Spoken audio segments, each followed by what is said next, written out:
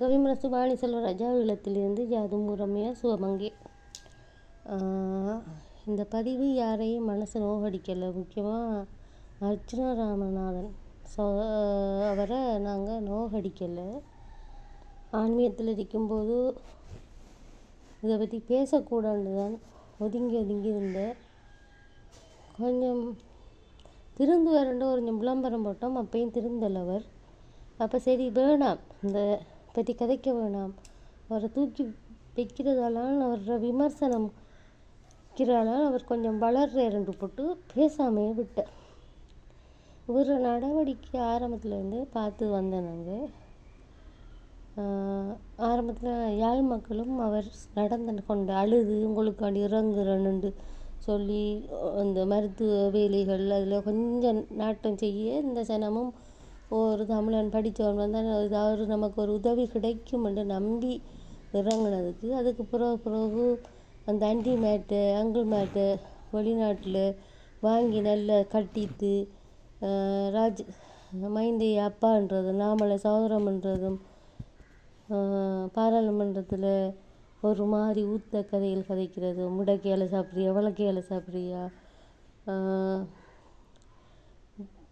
மற்றது இந்தியாவில் போய்த்து தேவையில்லாத கதை.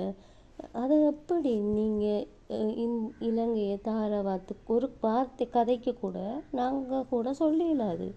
எப்படி நம்மளை ஒரு தாயின்னு ஒருவனுக்கு விட்டு கொடுக்குறது? அவங்க ஏற்கனவே நம்மளை நாடை நல்லா கவனித்து கொண்டு இருக்குது. சரி, அவங்க தொப்புள் கொடி உறவுன்ற தாய் உறவுன்னு சொல்லக்குள்ள நீங்கள் ஏன் அதை எழுதி கொடுக்க நிற்கிங்க? அது அவங்க நம்மளை சுதந்திரமாக வாழ விட்டிக்காங்க. நீங்கள் கொஞ்சம் யோசிச்சிங்களா? இந்த பிரச்சனைக்கு இன பிரச்சனைக்கெல்லாம் இது இந்த நாட்டில் எந்த நாடு கொஞ்சம் இதாக இருந்துச்சுன்னு சொல்லி ஏற்கனவே அமைதிப்படன்ற பேரில் வந்து என்ன செய்தான்றது உங்களுக்கு தெரியுமா? அப்போ எப்படி இதெல்லாம் கதைக்கிறீங்க? உங்களோட அரசியலை உங்களோட அரசியலோடு வச்சுக்கொள்ளுங்க. நீங்கள் படித்த மனுஷன், டாக்டர்ன்றா அப்படித்தானே நடந்து கொள்வீங்க. உங்களோட கதை பேச்சு உங்களோட செய்காரியத்தில் ஒன்றில் கூட ஏதாவது ஒரு தன்மை இருக்கா? சிரிக்கிறீங்க, நிறைய அழுகுறீங்க, வெளிநாடுகளில் போய் என்னென்ன செஞ்சிருக்கீங்கன்னு உங்களுக்கும் தெரியும் தானே. உங்களோட மனசாட்சிக்கும் ஏன் ஒரு மாதிரி இருக்கீங்க? மற்றவங்க சொல்கிற மாதிரி உங்களுக்கு உண்மையாகவே மனநோயாளி இதுதானா, இல்லை சைக்கோவா? உண்மையாக உங்களோட அரசியல் நோக்கம்தான் என்ன? இல்லை நீங்கள் ஒட்டுமொத்தம் நீங்கள் தமிழர்களை விடுங்க, ஒட்டுமொத்தம் இலங்கையை பற்றி அதாவது ஈழத்தை பற்றி உங்களுக்கு என்ன தெரியும்? சாதி மதம் இனபேதம் ஒற்றுமையாக வாழ்கிறாங்க. அவங்களுக்குள்ளே அடித்து கொள்வாங்களே ஈழம் என்று வரக்குள்ளே இலங்கை என்று வரக்குள்ளே மொத்தமும் ஒன்றா தான் நிற்கும். அது உங்களுக்கு தெரியுமா? சிங்கள சகோதரங்கள் உங்களுக்கு என்ன பாவம் செஞ்சது? அப்போ அவங்களையும் சேர்த்து நீங்கள் தாரவாதீங்க. சரி, எங்களோட வீடு வாசல் எங்களோட சொத்து பத்து நாங்கள் கஷ்டப்பட்ட சொத்து பற்ற நாங்கள் ஏன் உங்களுக்கு தரணும்? நீங்கள் எங்களுக்கு தந்தனீங்களா? நான் உதவி செஞ்சீங்களா? நீங்கள் தாரவாதத்தை கொடுக்குறதுக்கு உங்களுக்கு என்ன ரைட்ஸ் இருக்கு? நீங்கள் ஒரு விஷயம் நீங்கள் படித்தவங்களாண்டே எங்களுக்கு யோசிக்கக்கூட இல்லை. நீங்கள் செய்கிற அவ்வளோ விஷயமும் நாங்கள் பார்த்து வரோம். உங்களோட பாணியில் நான் நிறைய கதைக்கலாம், எனக்கும் கதைக்க தெரியும். ஆனால் நாங்கள் ஆன்மீகத்துக்கு போய்த்தோம். சரியா? எப்படி கதைக்கணும், எப்படி பேசணும்? எங்களுக்கு உங்களோட அரசியல் சேட்டை எல்லாம் ஒரு காசு தான் உங்களோட நோக்கம். உண்மையாகவே காசு காசு காசு தான் நோக்கம். நீங்கள் என்ன தான் சொன்னாலும் நீங்கள் காசு அது எப்படியாச்சும் பெறணும். அதுக்காக வேண்டி விஜய் கடைசி என்ன சொன்னீங்க? முதல் மக்கள் வர மக்களுக்காண்டி நிற்கிறீங்க, உங்களுக்கு விடுதலை வாங்கி தரோம். நீங்கள் இப்போ சொன்னீங்க விஜய்க்காக வேண்டி அவர் பதவி ஏற்கிற நேரம் கடைசி ஆசை. நீங்கள் யோசிச்சு பண்ணீங்க. அதுக்கு தான் நம்மளோட அம்மா பெற்று வளர்த்தவை. உங்களோட டாக்டர் ஆக்கணும். விஜய் இருக்கேர் மானே நீ பிறந்து வளர்ந்து அவர் முதல்வர் பதவி எடுத்த உடனே நீ சாகன்னு சொல்லி வளர்த்தவையா? ஒரு வார்த்தை சொல்கிறீங்க, சுடுவன் ஒரு பொம்பளைக்கு துவக்க காட்டி. பாரதியார் கதை தெரியுமா உங்களுக்கு? ஏன் உங்களோட கதையை நீங்கள் எப்படி வச்சுக்கொள்றீங்க? நீங்கள் நாட்டில் இருக்கிறது கூட தான் அது இல்லை. பாராளுமன்றம் கோர்ட் ஷூட் உங்களோட பதவி டாக்டர் பதவி விட்டு கொடுத்து அரசியலுக்கு வாரீங்க. சாதாரண அரசியல்வாதி தான். ஒவ்வொரு தரமும் நீங்கள் கதைக்குள்ள ஒரு கதை ஒன்று சொல்லுங்க. நக்கல் மக்கள். இப்போ நான் உங்களுக்கு ஒரு டயலாக் சொல்லணும்னா இந்த நக்கல் மக்களுக்கு என்ன செய்ய இந்த நக்கல் மக்களுக்கு என்ன செய்ய போகுதுன்னு சொல்லுனா அப்படி இருக்கும். இல்லை அர்ஜுன ராமன்ற நக்கல் மக்களுக்கு உதவி செய்ய வந்து நக்கல் என்ன பாடு மக்கள் சாரி என்று அப்படி சொன்னால் அப்படி இருக்கும். அந்த நக்கல் மக்கள் அப்படி அந்த கதைகள் வந்து எங்களுக்கு விளங்குது. சுடுவண்டா நாய் சுடுவேன் ஐயோ அந்த கேட்டு கேட்டு கேட்டு 2 தரங்க ஜீங்க அந்த இடுப்பில் கண்ணை போட்டுது. உங்களையெல்லாம் தேர்வு செஞ்ச மக்கள் அப்பாவியல். அதான்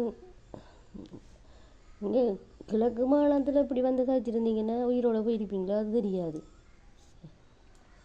தாயத்தில் போயிருக்கீங்க, வடக்குக்கு போயிருக்கீங்க, கிழக்குல ஒரு ஆம்பளை பிள்ளை நடக்க திருந்திருக்க மாட்டான்.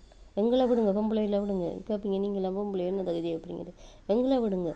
ஆம்பளை பிள்ளையில இவர் என்னன்னா ஒட்டு வந்து துணிஞ்சி கல்லெடுத்தாண்டா நிறைய விட்டுருக்க மாட்டேன். உங்களுக்குலாம் யூடியூப்பும் சரி வரா. நீங்கள் அரசியல்லேருந்து தயவு செய்து விலகுங்க. நீங்கள் ஒரு ஈழத்தில் வாழ்கிறதுக்கு கூட தகுதி இல்லை. உங்களோட நீங்கள் அந்த சட்டத்திறனியை வச்சு அந்த பிள்ளை ஒரு பொம்பளை பிள்ளை, அந்த பிள்ளையிற வாழ்க்கையும் அதில் கொள்கையும் உங்களுக்காண்டி பயன்படுத்துறீங்கன்னா அந்த பிள்ளையை கூட தெரியுதில்லை. அது உங்களுக்கு பின்னால் நம்பி இறங்கிட்டு வருது. அந்த பிள்ளைக்கு மேலே கெட்ட பேரை கொடுத்துருக்கீங்க. ஐயா நான் சொல்கிறேன் ஐயா, நீங்கள் செய்கிற முழுதும் பிள்ளை, செய்கிறது முழுதும் பிள்ளை. நாங்கள் சுட்டி காட்டணும் முன்னே இல்லை. இங்கே பெரிய மனுஷனை இருந்துட்டு போங்க, பட்டதாரியாக இருந்துட்டு போங்க, ஒரு டாக்டராக இருந்து நீங்கள் அரசியலுக்கு வேணாம். நீங்கள் ஒதுங்குங்க, தயவுசெய்து ஒதுங்குங்க. நீங்கள் மக்களுக்கு எந்த ஒரு நன்மையும் செய்ய மாட்டீங்க. தயவுசெய்து நீங்கள் ஊரை விட்டே போங்க. நீங்கள் அரசியல் எங்களுக்கு தேவையில்லை. நீங்கள் ஒரு மனுஷன் எங்களோட எப்போ ஈழத்தை விற்று நீங்கள் தாராவத்தை கொடுக்க போகிறான்ற ஒரு முடிவோடு எங்களுக்கு நீங்கள் வேணாம், மக்களுக்கு வேணாம். எங்களோட மக்கள் எல்லா நாடும் எங்களோட ஈழத்தில் வந்து இலங்கையில் வந்து எல்லா மக்களும் ஒற்றுமையாக வாழணும், எல்லா மதத்தையும் நேசிக்கணும், தண்டை மதத்தை சுவாசிக்கணும். எங்களுக்கும் நிறைய கோபங்கள் இருக்கு, அது வேறு பிரச்சனை.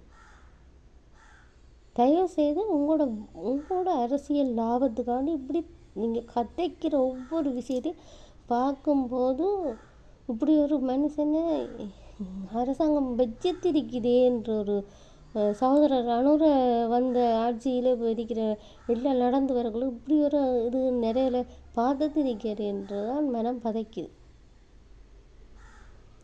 உங்களுக்கு விரைவில் ஏதாவது அவர் மக்களே செய்து இனி செய்வாங்க.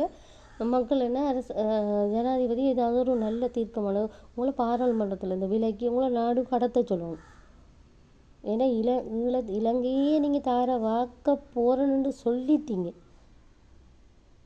அதுக்கப்புறம் நீங்கள் இருந்து மக்களுக்கு எந்த ஒரு பிரயோசனமான வேலையும் செய்ய மாட்டீங்க, செய்ய போகிறதும் இல்லை. தயவுசெய்து இது கதைக்க வேண்டிய விஷயம் இல்லை. இது இலங்கையை நீங்கள் தார வாத்து கொடுப்பேன். நீங்கள் துவக்கால் சுட்டா கூட நாங்கள் எடுத்துருந்துருக்கோம்.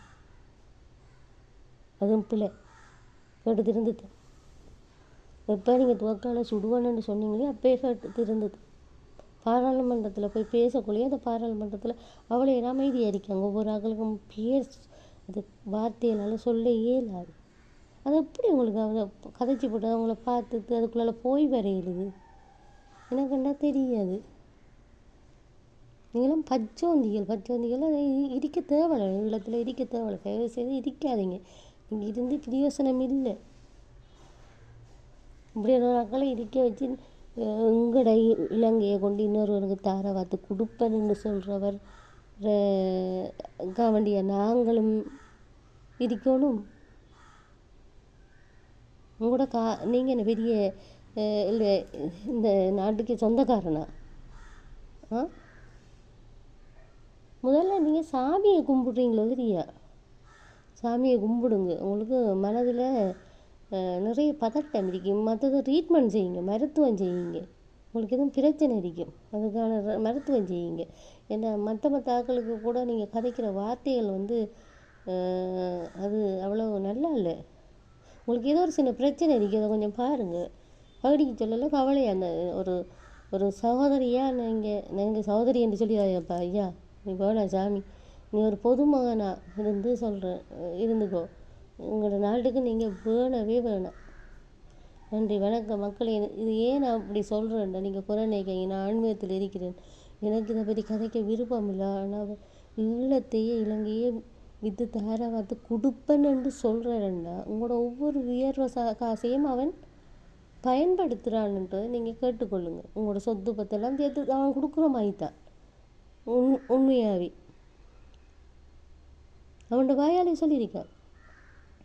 ஒரு டாக்டர் படித்த படிப்பு. இன்னும் ஏமாறுறீங்க மக்களே. நீங்கள் உண்மையாக உங்களோட இளங்கன மனசு எல்லாத்தையும் பயன்படுத்துகிறேன். யூடியூப் செய்கிறது எல்லாத்தையும் தடை செய்யுங்க. நன்றி வணக்கம். ஈழத்து கவிமுரசு வாணி செல்வராஜ் ஈழத்துலேருந்து. எனக்கு இந்தியோட வர கதை தேவையில்லை. நான் இதை வேணுமென்னு கதைக்கலை. உங்களோட மக்களில் ஒருவராக எல்லா மக்களோட கொந்தளிப்பு, உங்களுக்கெல்லாம் கோபம் இருக்கிற மக்களோட ஒரு குரலாக தான் நான் கதைக்கிறேன். உங்களோட நன்மைக்காக தான் கதைக்கிறேன். அவரும் திருந்து வேறண்டா திருந்திட்டு போட்டோம். ஆனால் இந்த ஊரில் இருக்க தேவையில்லை. அவர் எங்கேயாவது போகட்டும். நமக்கு இனியும் அவர் ஒரு பிரியோசனம் செய்யவே மாட்டேன். நம்புங்க. நன்றி வணக்கம். ஈழத்து கவிமுரசு வாணி செல்வராஜ் ஈழத்திலிருந்து. நன்றி.